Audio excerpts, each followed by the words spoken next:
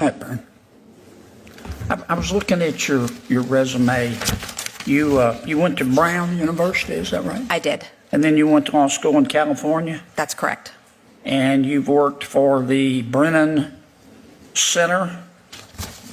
I interned. I was a law student intern. Okay.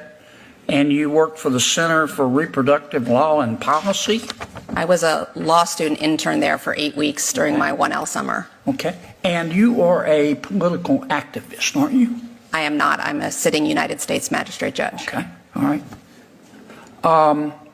Do you remember an inmate named William McLean, also known as July Justine Shelby? Yes, I know who you're referring to. Okay. Mr. McLean raped a child, didn't he?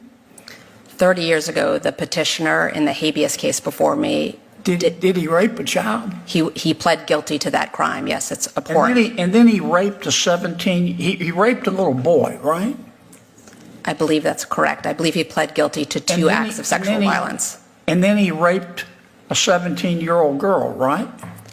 Again, this case was handled by the state court in Indiana, but I'm just asking you the facts. Don't stall on me now. Did he rape a 17-year-old girl or not after raping a 9-year-old boy? I believe that's what he pled guilty to. Okay, and then he went to prison, didn't he? Yes, the petitioner was. And then he came out and he sent child porn, basically adults raping little children, to another sex offender. And he was sent back to prison, right? The petitioner pled guilty to Was he sent back to prison? Well, that case was in the federal system, so. Was he sent back to prison? Yes, this time to federal prison. Thank you. And then he decided to transition, and he became a female and started going by July Justine Shelby. Is that right? Yes. And Ms. Shelby said, I don't want to go to a male prison. I want to go to a female prison.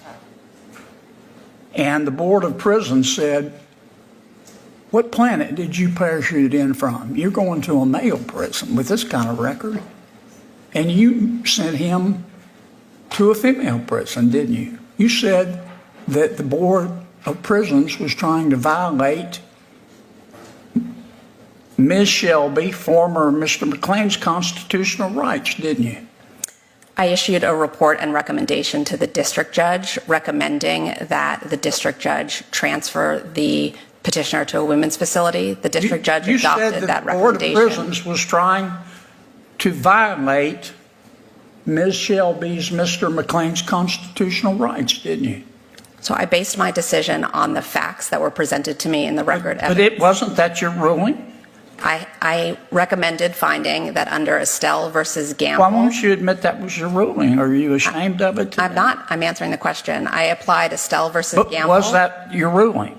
My recommendation was that the petitioner's serious medical needs were being denied by keeping her in a men's facility. A violation of the 8th Amendment, right? That's correct. Okay. And how big was Ms. Shelby, Mr. McLean? I don't have a specific recollection. Your colleague just suggested that she was more than 6 feet tall. And you told the Board of Prisons, well, she'll be okay. The other women in the female prison will be okay because it's only hypothetical that Ms. Shelby, Mr. McLean would reoffend again. After he's already raped a 9-year-old boy and a 17-year-old girl and has been sending child porn through the mail. You said there's no chance he'll reoffend again. Did you say that? Senator Kennedy, I based my decision on the record. But am I right? Did you conclude that? I don't have a specific recollection of that. I did recommend that after finding a constitutional violation. What were you thinking in saying it's only hypothetical that she would reoffend? The facts of the case were that the petitioner had last engaged in a contact offense 30 years ago. The petitioner had not engaged in any contact offense. In addition, the medical evidence made clear that for the last 5 years, the petitioner was sober and hormonally entirely a female, and there was no The evidence. Board of Prisons didn't agree with you. I'm going to run out of time here. You're really a political activist, aren't you? I am not, sir. But your record demonstrates otherwise. I disagree. I apply the law to the facts and come to a fair decision.